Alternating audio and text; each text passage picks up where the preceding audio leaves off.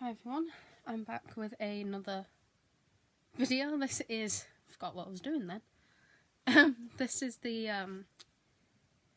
celebrity reading recommendations thing that I do. I've done 3 of them now, I think.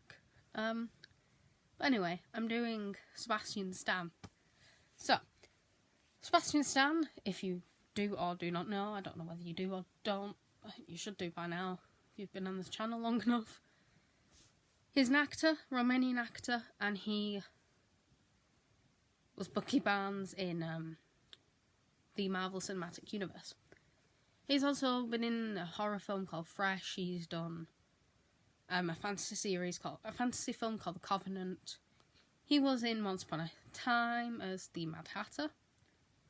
He's done a few things like that.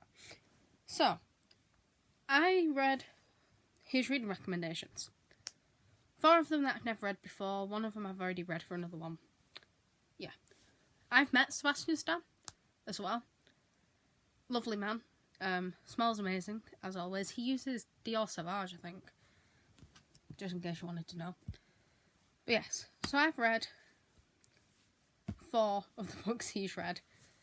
This was a questionable and weird time. So, let's just start. The Lonely City by Olivia Lang. Adventures in the Art of Being Alone. So this is about Olivia Lang. I can't even say her name apparently. When she moved to New York in her mid-30s, and she found herself inhabiting loneliness on a daily basis.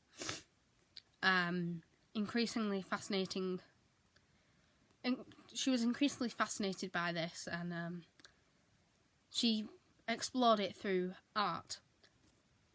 So she moved through the lives of some of the most compelling artists in the city. However, this book was not compelling at all. I gave this 2 stars and I DNF'd it at 59%, so it was a good idea. Yeah, great idea. Great concept. And executed terribly. Focused way too much on societal issues instead of actually how to communicate with others. And actually telling you ways of living with loneliness. It lacked cohesion. And even the theme of loneliness felt forced. This was not good. So that's going straight in the unhaul pile.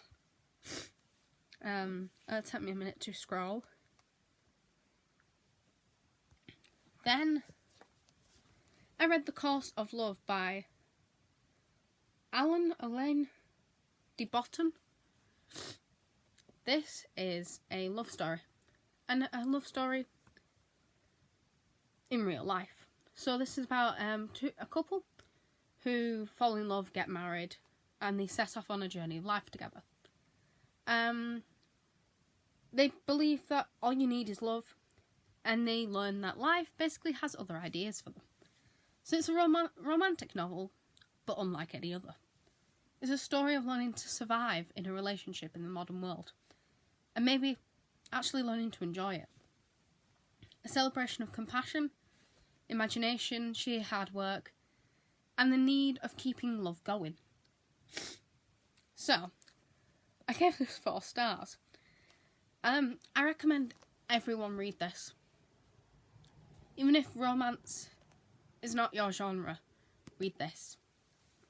This is an informative book, very informative, full of fantastic relationship advice for young people, but anyone of any age, really. It involves, obviously, the somewhat romantic story as well, with a couple who basically are trying to work through their own problems, so the advice is actually whittled in. So, in italics, there is the advice. Story is in the normal font. It proves that it's very, very easy to fall in love. But trying to maintain that love is the challenge. Romance doesn't have to be perfect, but it will always be needed. And the communication and the work to get there is the important thing. So, read it. Everyone needs to read this. Whether you are already in that relationship, or whether you have been in a bad one, been in a good one, not in a relationship, never have been, read this. Recommend it. Then we're back to the terrible ones again. Ballad of a Whiskey Robber by Julian Rubinstein. This is a true story of bank heist, ice hockey, Transylvanian pelt smuggling. Still don't even know what that is. Moonlight Detective and Broken Hearts. So this is about this guy, Attila Ambrus, who escaped the late 80s Romania for Hungary. He found that living on his wits was not getting him very far. He became a goalie and a janitor for a 3rd Division ice hockey team. He was the least successful player in the country, and in the country's least successful squad. His precision of money making was first smuggling, grave digging, rouletting, and then robbery. Yeah. The history aspect was kind of good, but it was not an entertaining story at all. I mean, look how big that is. Too many characters, too many bank heists. It was extremely repetitive. The main characters get lost in the narrative. It just could have been a lot shorter. I mean, look at that. I mean, to be quite honest, I forgot it was a true story by about halfway in. It was so boring. Yeah. You don't get lost in the narrative, the characters do. Yeah, it weren't great. So it got 2 stars. Yeah. Same with this next one. You may have met Tom Robbins before in these videos. This is Still Life with Woodpecker. So this is a love story-ish. It takes place inside of a pack of Camel cigarettes. Do what you will with that sentence. It reveals the purpose of the moon, explains the difference between criminals and outlaws, examines the conflict between social activism and romantic individualism, and paints a portrait of contemporary society that includes powerful Arabs, exiled royalty, and pregnant cheerleaders, and it also deals with the problem of redheads. What the heck?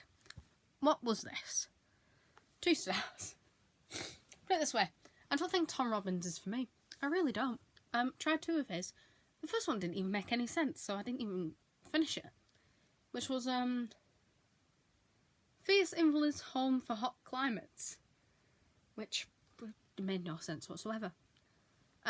He does have a way with words, I won't deny that. A very weird way with words, but a way with words nonetheless. Yes, there are fireworks going off outside for some weird in particular reason. This was a slog. Just an absolute slog. The characters are uninteresting, and you can't connect with any of them. This was a lovely floppy paperback, though, I will give it that. You can't connect with the characters, you can't connect with the story. This was just plain weird. Yeah. If you like weird things, Tom Robbins might be for you. Yeah.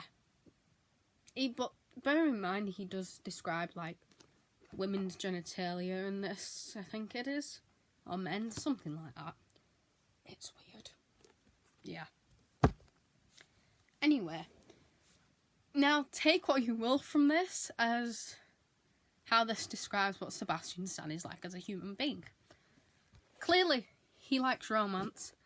Clearly, there's some weird stuff going on in his life. Maybe he read this for a film, I don't know. But, yeah. Yeah, take what you will as what this says about him. But, I mean, I got a new book that actually gave me some great advice. So, I'll take that. But, yeah. He seems to read some very interesting things.